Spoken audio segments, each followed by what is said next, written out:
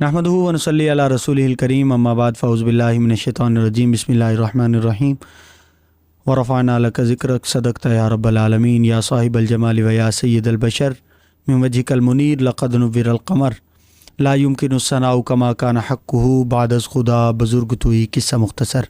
नाज़रीन, आप देख रहे हैं KN मीडिया और मैं हूँ आपका मेज़बान मोहम्मद फैज़ इमाम कमरी।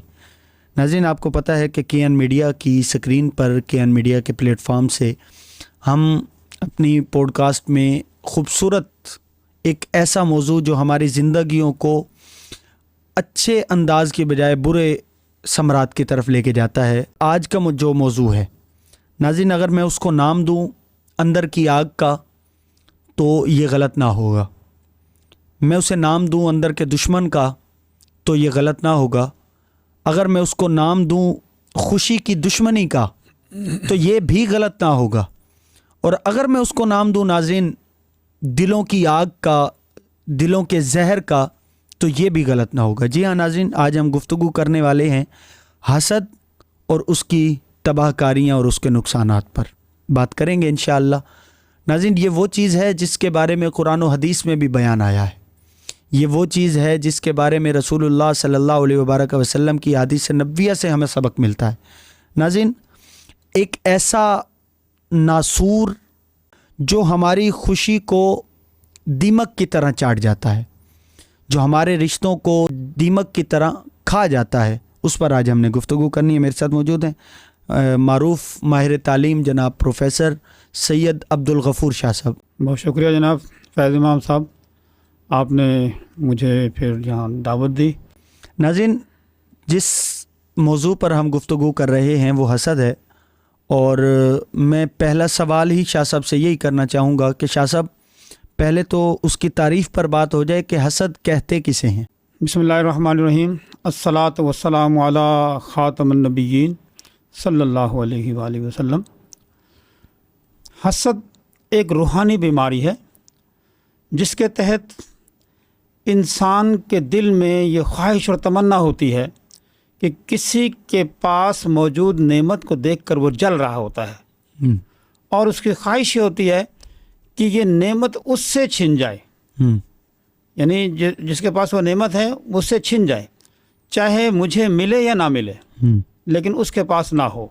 तो ऐसे जज्बे को हसद कहा जाता है। जी नाज़रीन, जिस तरह अभी शाह साहब फरमा रहे थे कि हसद एक ऐसी चीज़ है जो आपको अंदर से दीमक की तरह खा रहा है।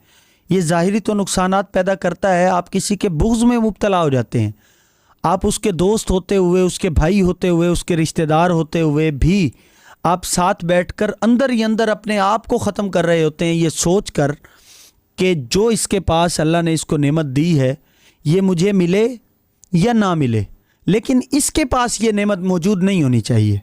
हालांकि हमारा जो हक़ है वो ये तो अपने भाई को, अपने दोस्त को देखकर ये होना चाहिए था कि अल्लाह ताला ने इसको ये नेमत अता की है, अल्लाह इसके नसीब फरमाए, अल्लाह ताला इसके सदक़े मुझे भी अता फरमाए, बजाय इसके कि हम अंदर ही अंदर अपनी नेकियों को बर्बाद कर रहे होते हैं और अपने रिश्तों को ख़राब कर रहे होते हैं। यकीनन आप समझते हैं कि जब किसी को ये मालूम होगा कि ये बंदा देखकर मेरी चीज़ों से जलता है, मेरी नेमतों को देखकर मुझसे जलता है, वो आपसे थोड़ा सा हिचकिचाना शुरू हो जाएगा, थोड़ा सा दूर जाना शुरू हो जाएगा, आपका यकीनन आपके रिश्ते ख़राब होना शुरू हो जाएंगे। तो इसी पर इंशाल्लाह आज हम मज़ीद भी गुफ्तगू करेंगे कि हसद कहते उसे हैं कि किसी के पास भी नेमत देखकर ये दिल में ख्वाहिश पैदा करना और अंदर ही अंदर अपने आप को ख़त्म करना कि इससे ये नेमत छिन कर मेरे पास हो या ना हो, लेकिन इससे छिन जानी चाहिए। शाह साहब, ये एक ऐसी बीमारी है जिसको आपने फरमाया कि ये रूहानी बीमारी है। कुरान मजीद फुरकान हमीद में भी हसद के बारे में बयान आया है, इस पर थोड़ी गुफ्तगू फरमाइए। जी, अल्लाह तबारक व तआला सूरह निसा आयत नंबर 54 में इरशाद फरमाता है, अम यहसुदून अन्नास अला मा आताहुमुल्लाहु मिन फज़लिह। क्या ये लोग दूसरों से इस पर हसद करते हैं जो अल्लाह ने उन्हें अपने फ़ज़ल से दिया है। अल्लाह अकबर। ये नेमत के बारे में अल्लाह तबारक व तआला ने फरमाया कि अल्लाह ने अपने फ़ज़ल से किसी को नेमत अता की है तो लोग उससे हसद करते हैं। और حسد جیسا کہ میں نے پہلے بتایا کہ ایسا جذبہ ہے کہ حسد کے اس جذبے کے تحت انسان یہ چاہتا ہے کہ یہ نعمت اس کے پاس نہ رہے اور مجھے ملے یا نہ ملے، لیکن اس سے چھن جائے۔ تو اللہ تبارک و تعالیٰ نے بڑے واضح الفاظ میں قرآن پاک کی ایک صورت ہے سورہ فلق، اس کی آخری آیت ہے وَمِن شَرِّ حَاسِدٍ إِذَا حَسَد۔ اللہ اکبر۔ اس میں سورہ فلق میں اللہ تبارک و تعالیٰ اپنے بندوں سے یہ کہتا ہے کہ تم پناہ چاہو، کہو کہ میں پناہ چاہتا ہوں اللہ کی۔ اب اس میں آخری آیت میں کیا فرمایا کہ حاسد کے حسد سے، اللہ جب وہ حسد کرنے لگے، اللہ یعنی حسد ایک ایسی بیماری ہے، ایک ایسا عمل ہے جس سے اللہ تبارک و تعالیٰ نے اپنے بندوں کو تعلیم فرمائی کہ جب حاسد حسد کرنے لگے تو اس سے پناہ چاہو، اللہ کی پناہ میں آ جاؤ۔ اللہ یعنی یہ ایسی کوئی بیماری ہے جس سے جو حسد کر رہا ہے وہ تو اندر اندر دل میں جل رہا ہے، لیکن جس سے حسد کیا جا رہا ہے اس کو بھی نقصان پہنچنے کا اندیشہ ہے، اور اللہ چاہتا ہے کہ وہ بندہ میری پناہ میں آ جائے اور اس سے دور ہو جائے۔ شاہ صاحب، جس طرح آپ نے فرمایا کہ اللہ تعالیٰ قرآن مجید فرقان حمید میں ارشاد فرما رہا ہے، تو ہم اس پر یہ بات کر سکتے ہیں کہ یہ صرف آپ کی کسی دوسرے کے ساتھ نفرت ہی نہیں بلکہ اللہ کی تقسیم پر بھی اعتراض کیا جا رہا ہے کہ اللہ تعالیٰ نے جو ہے وہ اس شخص کو یہ چیز عطا کی ہے اور مجھے نہیں کی، تو لہٰذا اس سے بھی چھین جانی چاہیے۔ جی، آپ نے جس طرح اشارہ کیا میں اس کو مزید واضح کروں گا جی کہ اللہ تبارک و تعالیٰ کسی کو عطا فرما رہا ہے اور حاسد یہ چاہتا ہے کہ اس سے چھن جائے۔ اللہ اکبر، اللہ اکبر، اللہ۔ دوسرے الفاظ میں یوں کہہ سکتا ہوں کہ اللہ کسی کو اوپر لے جانا چاہتا ہے، اللہ اکبر، اللہ تعالیٰ کسی کو اوپر لے جانا، بلندی کی طرف لے جانا چاہتا ہے، اور وہ اس کی ٹانگ کھینچنا چاہتا ہے۔ اللہ تو یہ اللہ کی منشا، اللہ کی مشیت، اللہ کی رضا کے خلاف وہ کام کر رہا ہے۔ جی، تو حاسد جو ہے وہ اللہ کی رضا کے خلاف کام کر رہا ہوتا ہے۔ اب ایک تو وہ اپنی گناہوں کا بوجھ اپنے سر پہ لاد رہا ہوتا ہے کہ جب اللہ کی منشا کے خلاف کام کر رہا ہے تو وہ گناہ کا کام ہے، اور دوسرا وہ اپنے آپ کو اندر سے جلا رہا ہوتا ہے۔ یہ کسی مسلمان کے لیے اپنے دل میں بغض بھی رکھنا ہے نا، یہ کسی کی اس کی چیز کو دیکھے اور وہ یہ بولے کہ یار نہیں اس کے پاس نہیں ہونی چاہیے، یہ میرے پاس ہونی چاہیے، میں کسی نہ کسی طریقے سے ایسا۔ اچھا، کئی لوگ ایسے بھی ہوتے ہیں شاہ صاحب، اس پر آپ گفتگو یقیناً فرمائیں گے کہ کئی لوگ ایسے بھی ہوتے ہیں جو دیکھنے کے باوجود اگر ان سے پھر بھی نہ برداشت ہو رہا ہو تو وہ کوشش کرتے ہیں کہ ایسے حربے استعمال کرتے ہیں کہ اس سے یہ چیز ہٹ جائے۔ ہاں، یہ بہت زبردست بات آپ نے کی کہ جب بندہ حاسد جو ہے حسد کر رہا ہوتا ہے تو پھر وہ ایسے اقدامات بھی کرتا ہے کہ جس سے اس سے وہ دولت چھن جائے۔ مثال کے طور پر اگر اللہ تبارک و تعالیٰ نے کسی کو مال دیا ہے تو وہ اس مال کو برباد کرنے کے طریقے سوچے گا کہ کس طریقے سے مال اسے چھن سکتا ہے، اس کو کاروبار میں گھاٹا کیسے دیا جا سکتا ہے، اس کی جو اچھی تنخواہ اس کو مل رہی ہے اس کے خلاف کیا کچھ میں کر سکتا ہوں۔ اور اس طرح اگر کسی کے پاس اللہ تبارک و تعالیٰ نے علم دیا ہے تو اس میں کیڑے نکالنا، اس کو دوسرے لوگوں کے سامنے اس کے خلاف باتیں کرنا کہ اس کا جو اللہ تعالیٰ نے اس کو لیاقت دی ہے، اس کے اوپر فضل فرمایا ہے، اس کے خلاف باتیں کرنا۔ کسی کو اللہ تبارک و تعالیٰ نے نیک، صالح اور لائق اولاد دی ہے، یہ بھی اللہ تعالیٰ کی نعمت ہے، اور اس سے بھی حسد کرنا کہ اس کو نقصان پہنچانے کے در پہ رہنا، یہ حاسد کے کام ہیں، اور اس سے معاشرے میں جو بے چینی پیدا ہوتی ہے وہ اگر اس کا ہم ذکر کریں تو وہ بہت بڑے خرابی پیدا کرتی ہے معاشرے میں۔ جی، بہت خوبصورت جواب عطا فرمایا شاہ صاحب نے اس کے اوپر، اور بڑا تفصیلاً جواب عطا فرمایا۔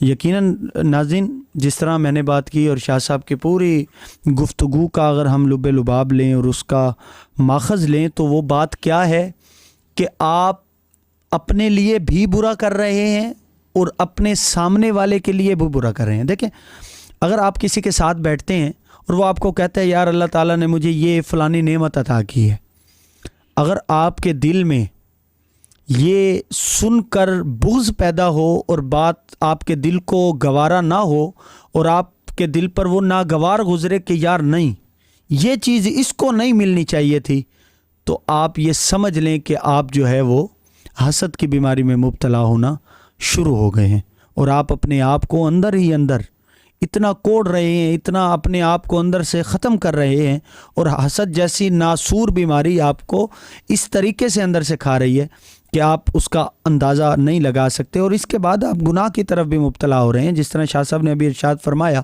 کہ آپ اللہ کی تقسیم پر اعتراض کر رہے ہیں۔ اللہ تعالیٰ کسی کو بلندی پر لے کر جانا چاہتا ہے، اللہ چاہتا ہے کہ کسی کے پاس مال ہو۔ یقیناً یہ کائنات میں ساری مشیتیں، ساری حکمتیں میرے رب تعالیٰ کی ہیں۔ اگر اللہ چاہتا ہے کہ کسی کے پاس مال ہو تو کون ہوتا ہے یہ سوچنے والا کہ اس سے مال چھین جائے، تو حربے استعمال کرنا شروع کر دے۔ یقیناً اس پر جو ہے وہ وعیدات ہیں اور اس پر مزید گفتگو ہوگی۔ شاہ صاحب یہ بتائیے گا کہ حسد کرنے والا جو ہے اس کے جو نقصانات ہیں، وہ جو حسد کر رہا ہے اس کے جو نقصانات ہیں وہ کیا ہوتے ہیں، اور اس کو اس کے نقصانات کیا ملیں گے؟ حضور اکرم صلی اللہ علیہ وآلہ وسلم کے ایک حدیث کا مفہوم ہے جی کہ حسد سے بچو، کیونکہ حسد نیکیوں کو ایسے کھا جاتی ہے جیسے لکڑی کو آگ کھا جاتی ہے۔ اللہ اکبر۔ اب یہاں دیکھیں حسد کی جو تباہ کاریاں ہیں جی اس میں آپ دیکھیں کہ مثال دی گئی ہے لکڑی کو آگ کھا جاتی ہے۔ اللہ اب دیکھیں جب لکڑی آگ میں جلتی ہے تو اس کی شکل بدل جاتی ہے جی اور وہ راکھ کی شکل اختیار کر لیتی ہے۔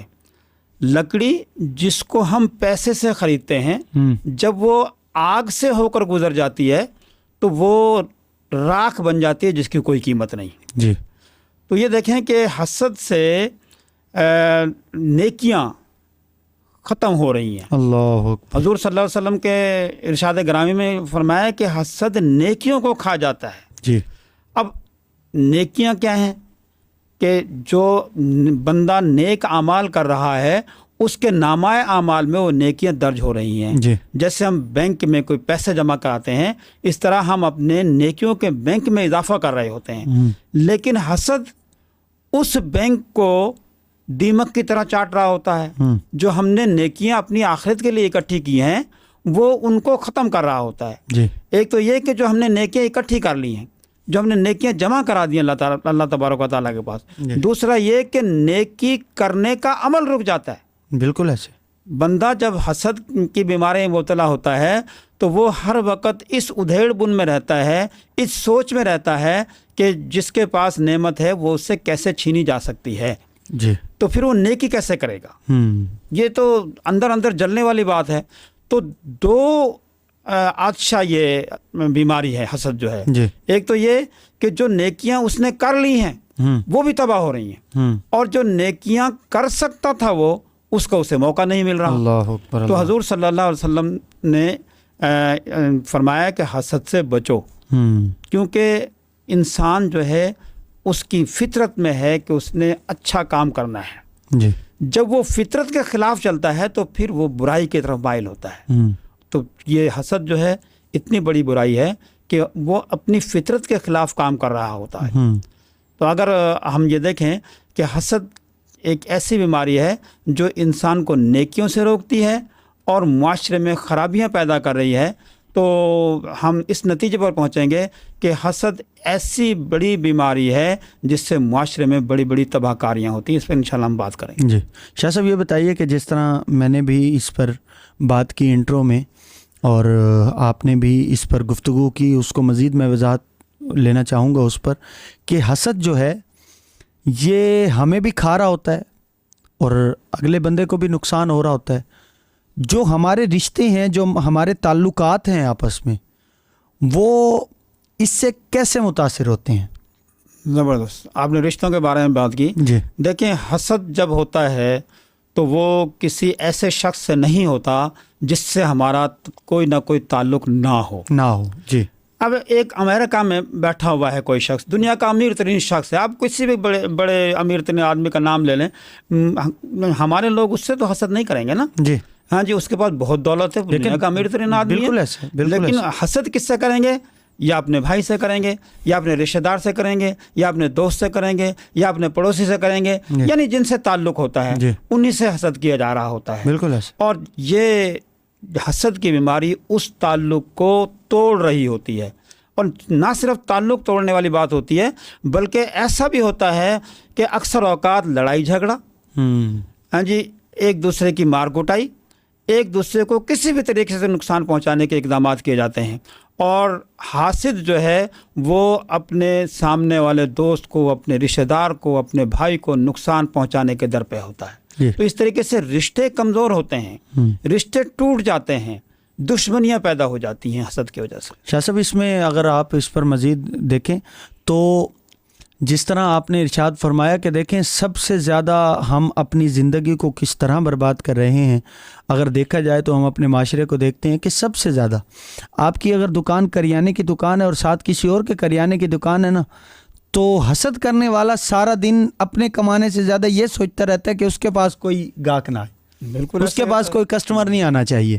اچھا، گھر میں بھی ایسے ہی معاملات ہیں۔ دیکھیں آپ گھر میں موجود ہیں، آج کل تو اس چیز کو آپ دیکھیں بڑا طول دیا جا رہا ہے، اور گھر کے اندر اس چیز کو بڑھاوا دیا جاتا ہے کہ ماں موجود ہے، اگر بیٹا اپنے ماں کے لیے کوئی چیز لے کے آیا ہے تو بیوی کو تب تک چین نہیں آئے گا جب تک وہ سنا نہ لے، جب تک وہ اسے بتا نہ لے۔ اور سیم ایسی کنڈیشن کئی ماں اور بہو میں بھی ہوتی ہے کہ اگر وہ اپنے بچوں کے لیے کوئی چیز لے کر آیا ہے تو تب تک گھر میں جب تک کوئی ایشو کریٹ نہ ہو جائے تب تک ان کو سکون نہیں آتا۔ تو یہ بھی یقیناً حسد کی ایک چھوٹی سی لہر ہے جو ہمارے اندر گھوم رہی ہوتی ہے کہ ہم کسی کو کسی کے ساتھ برداشت ہی نہیں کرنا چاہتے، چاہے ہمارا اس کے ساتھ جتنا بھی گہرا رشتہ ہو۔ جی شاہ صاحب، جو میں نے ابھی بات کی نا کہ معاشرے میں خرابی پیدا ہو رہی ہے اس سے، کہ رشتے ٹوٹ رہے ہیں، رشتوں میں دراڑیں پیدا ہو رہی ہیں، لیکن ایک اور بھی بڑی تباہ کاری حسد کی ہے، وہ یہ ہے کہ انسان کی جسمانی نشو و نما پہ اثر پڑتا ہے، اس کی صحت پہ اثر پڑتا ہے۔ بالکل ایسا، کیونکہ انسان کا دماغ جو ہے وہ کسی تعمیری کام کی بجائے، خوشی حاصل کرنے کے بجائے وہ اندر اندر کڑ رہا ہوتا ہے، انسان جل رہا ہوتا ہے۔ اس سے اس کی جسمانی نشو و نما پر یقیناً اثر پڑے گا، اس کی دماغی صلاحیتوں پر یقیناً اثر پڑے گا، وہ کوئی اچھے کام کے بارے میں سوچے گا ہی نہیں، اچھا کام کرنے کے بارے میں سوچے گا ہی نہیں۔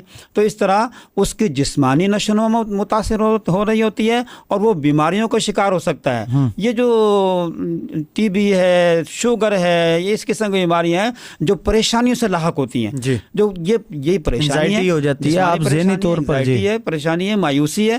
تو یہ بیماریاں ایسی ہیں جو حسد کی وجہ سے پیدا ہو سکتی ہیں، کیونکہ جسم جو ہے وہ اپنے صحیح نشو و نما نہیں پا رہا ہوتا، دماغ جو ہے وہ نشو و نما نہیں پا رہا ہوتا، دماغ ایک ہی طرف لگا ہوا ہوتا ہے، اور اس سے اس کی جسمانی اور ذہنی صلاحیتیں متاثر ہو رہی ہوتی ہیں۔ بالکل ایسے شاہ صاحب جس طرح فرما رہے تھے کہ حسد جو ہے یہ ہمارے ظاہر کو بھی خراب کر رہا ہے ناظرین، اور ہمارے باطن کو بھی دیمک کی طرح چاٹ رہا ہے۔ شاہ صاحب اس پر جو اختتام کی طرف چلتے ہیں، یہ بتائیے گا کہ حسد کا علاج کیا ہے؟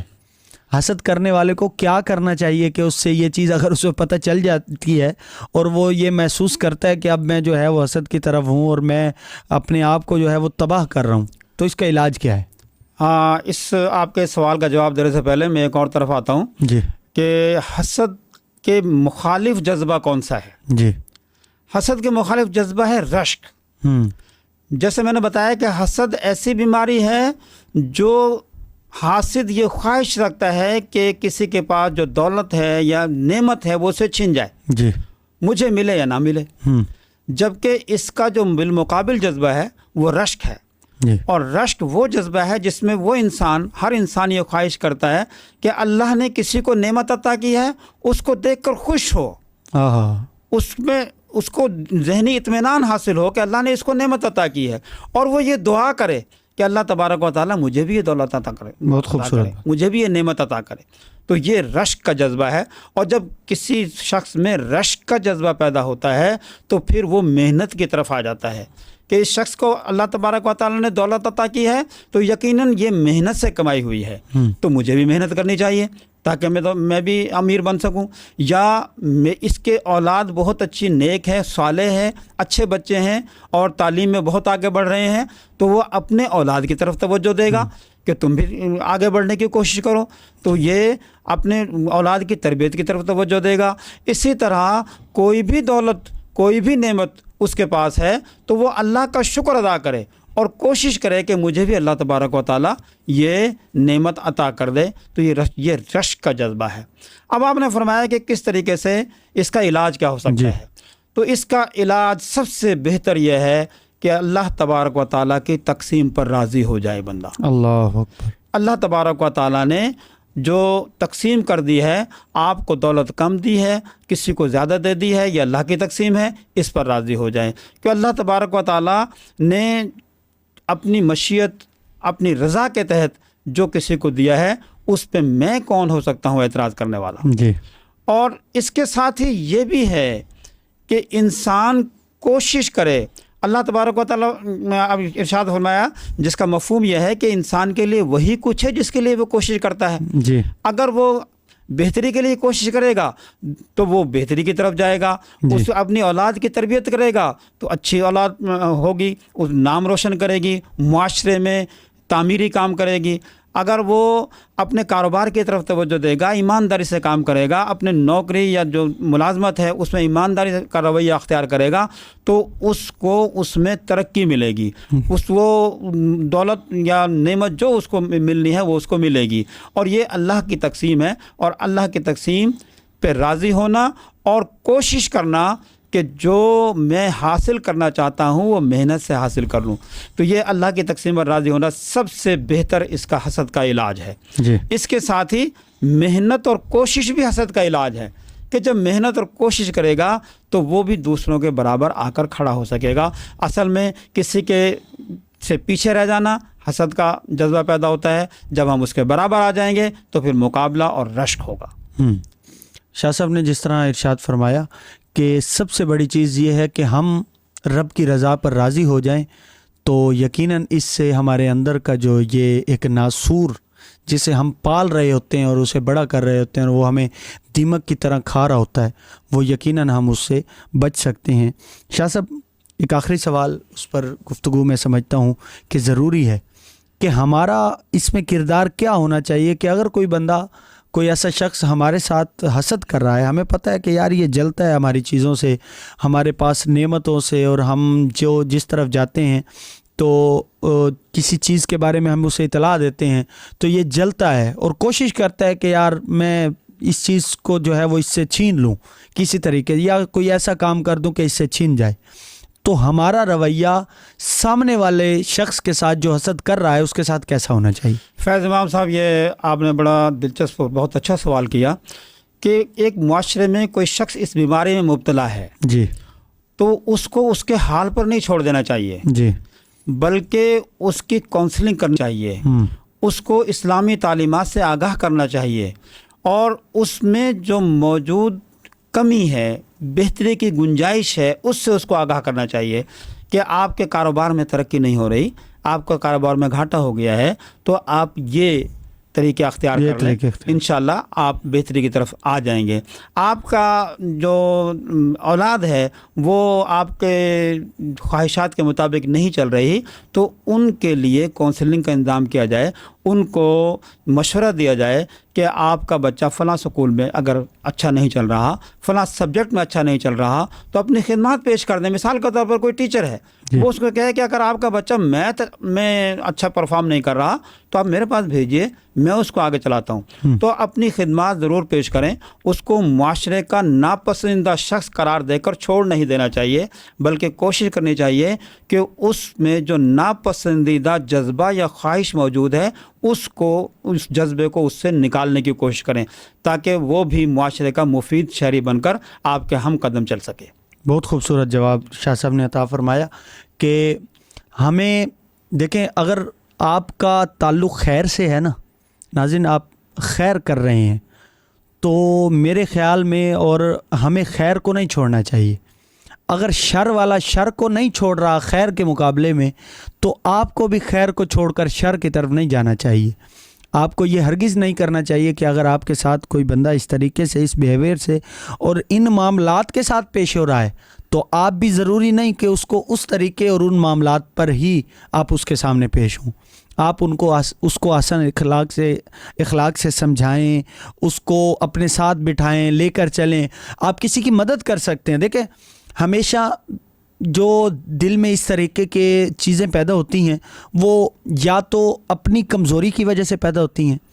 دیکھیں ہم مثالیں تو بہت دیتے ہیں، فلاں انسان نے دیکھا کہ اس کے سامنے والے نے اتنی ترقی کر لی ہے تو اس نے دل میں ٹھان لی کہ میں بھی یہاں تک پہنچوں گا، تو پھر وہ پہنچ گیا.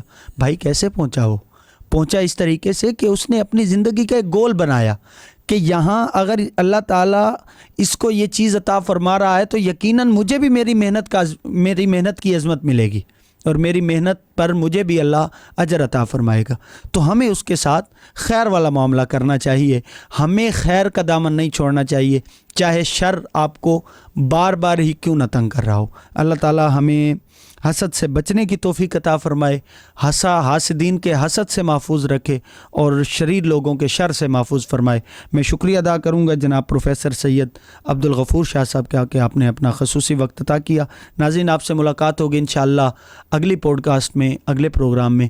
اپنے میزبان محمد فیض امام قمری کو اجازت دیجیے. دیکھتے رہیے KN میڈیا.